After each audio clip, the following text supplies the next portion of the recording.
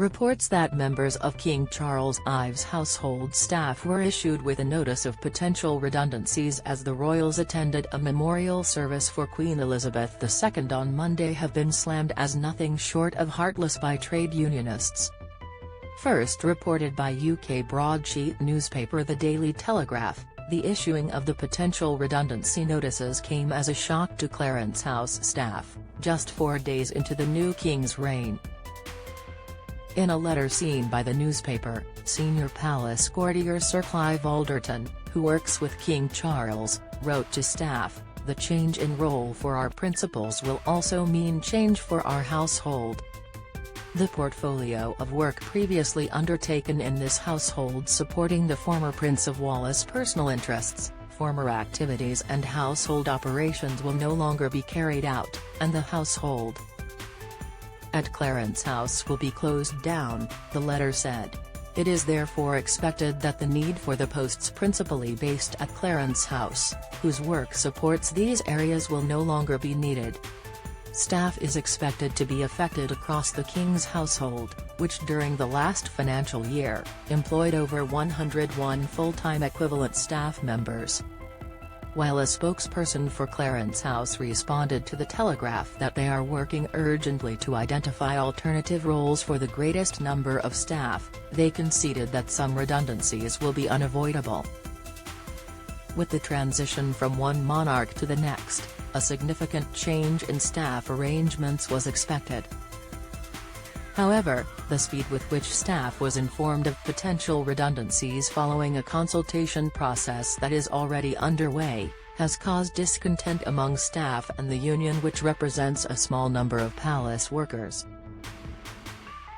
According to the Daily Telegraph report, Mark Serwotka, the General Secretary of the Public and Commercial Services Union, PCSUS, said of the situation, while some changes across the households were to be expected, as roles across the royal family change, the scale and speed at which this has been announced is callous in the extreme.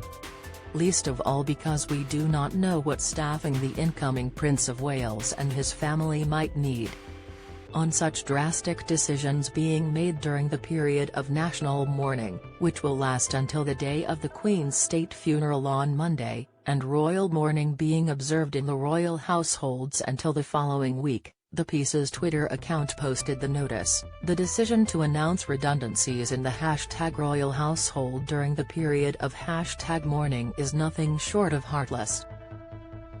Arrangements being made for staff members from the late Queen's household have not been revealed, but a number of the current staff is expected to be brought into the household of the new king, including the housekeepers and service staff that help to run the royal residences.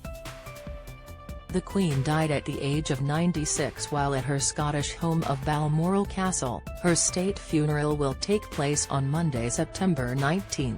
A day which has been proclaimed a national holiday for members of the public to mark the passing of the monarch however they wish. According to custom, Charles became king at the moment of his mother's death. The 73-year-old made his first address to the nation just 1 day into his reign, swearing to dedicate the rest of his life to public service as monarch and paying tribute to his late mother. In a little over a week's time, he closed his address by saying, "We will come together as a nation, as a commonwealth and indeed a global community, to lay my beloved mother to rest. In our sorrow, let us remember and draw strength from the light of her example.